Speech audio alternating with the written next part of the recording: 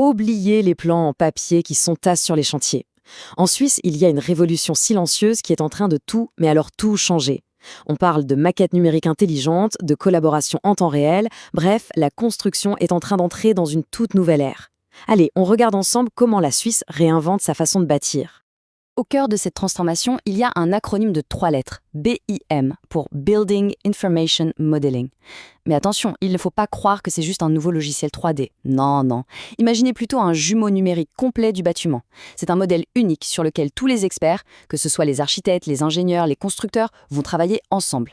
Et cette maquette contient absolument tout, de la forme des murs aux performances énergétiques et même les autorisations administratives. C'est vraiment le cerveau central de tout le projet. Mais alors, qui est aux commandes de cette révolution? Qui sont les acteurs qui sont en train de pousser ce changement majeur? Eh bien, on va voir qu'il y a principalement 3 grandes forces qui façonnent l'avenir de la construction en Suisse. Découvrons-les. Et tout part d'en haut. Le premier moteur de ce changement, c'est la Confédération elle-même. À travers son grand plan suisse numérique, le gouvernement a décidé de prendre les choses en main et a défini une stratégie très très claire. Il est temps de digitaliser le secteur de la construction. Et cette stratégie, elle est loin d'être abstraite. C'est du très concret. Dès 2024, Arma Suisse, qui est en quelque sorte le service immobilier de la défense, a commencé à mettre des exigences BIM dans ses cahiers des charges. Puis, en 2025, c'est une étape historique. Le BIM devient carrément obligatoire pour tous les nouveaux projets immobiliers de la Confédération. Et ce n'est pas fini. À moyen terme, ce sera au tour de toutes les infrastructures. Le signal est on ne peut plus clair. On passe maintenant au deuxième acteur clé. Parce que si la Confédération donne l'impulsion, les chemins de fer fédéraux, eux, sont la véritable locomotive qui tire tout le secteur. Pour ce qui est des infrastructures, ils jouent un rôle moteur absolument essentiel. Et pour bien mesurer leur impact, il y a un seul chiffre à retenir. 5 millions de francs. C'est le seuil. Au-dessus de ce montant, n'importe quel projet des CFF, que ce soit une gare ou une nouvelle ligne, doit obligatoirement utiliser la méthode BIM. Concrètement, ça veut dire quoi? Ça veut dire que des centaines d'entreprises partenaires, des plus grosses aux plus petites, n'ont tout simplement pas le choix. Elles doivent se former, elles doivent s'équiper. C'est un levier de transformation absolument massif. Et l'approche des CSF est vraiment intelligente. Ils n'imposent pas tout de suite. Non, ils déploient le BIM par étapes, ce qui montre une grande maturité. En 2025, on commence par la planification. En 2027, on passe à l'intégration dans la phase de construction. Et d'ici 2030, le BIM servira même à gérer l'exploitation, la maintenance des bâtiments et des lignes. C'est une vision à long terme qui permet à tout l'écosystème de s'adapter, tranquillement, mais sûrement. Bon, on a vu l'échelle fédérale, on a vu les CFF, mais cette révolution, elle se joue aussi sur le terrain. Et là, il y a un canton qui fait vraiment figure de précurseur, c'est Genève.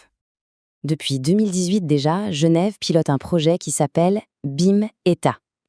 L'objectif est simple, mais en même temps il est révolutionnaire. Permettre à un architecte de déposer une demande de permis de construire, non plus avec des tonnes de papier, mais directement avec sa maquette numérique. Imaginez le gain de temps et la réduction des erreurs. C'est vraiment la porte d'entrée vers une gestion 100% numérique des bâtiments et des procédures administratives.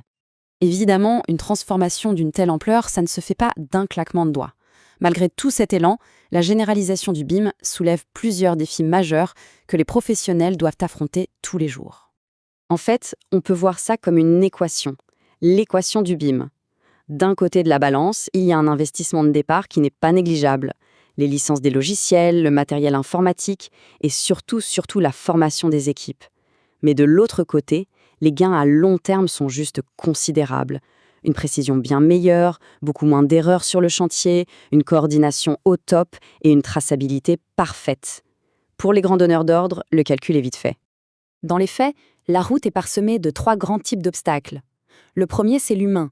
Il faut former et encore former les professionnels, en particulier dans les PME. Le deuxième défi est technique. Comment on s'assure que le logiciel de l'architecte parle bien la même langue que celui de l'ingénieur? C'est tout le défi des standards ouverts. Et enfin, un défi juridique. Qui est responsable de quoi quand on partage autant de données? Il faut réinventer les contrats. Mais au fond, au-delà de la technique et des contrats, le plus grand changement, il est ailleurs. Il est dans les têtes. Le BIM, ce n'est pas qu'un outil, c'est une nouvelle culture, une nouvelle façon de penser et de collaborer. C'est un véritable changement de mentalité. Il y a cette citation qui résume ça parfaitement. L'architecte ne se contente plus d'être un créateur de formes, il devient un chef d'orchestre de la donnée. Son rôle évolue vers celui d'un gestionnaire d'information qui va coordonner tous les flux de données entre tous les spécialistes du projet. C'est un changement de métier en fait. Et tout ça, ça dessine ce qu'on pourrait vraiment appeler un modèle suisse du BIM. Ici, on n'a pas de méthode unique imposée de manière super rigide comme dans d'autres pays. L'approche est plus flexible, plus pragmatique. On mise sur des standards ouverts qui garantissent que tout le monde peut se parler, sur la formation et sur une culture de la qualité. C'est une approche typiquement fédérale en somme. Cette révolution silencieuse, elle ouvre donc des perspectives assez fascinantes.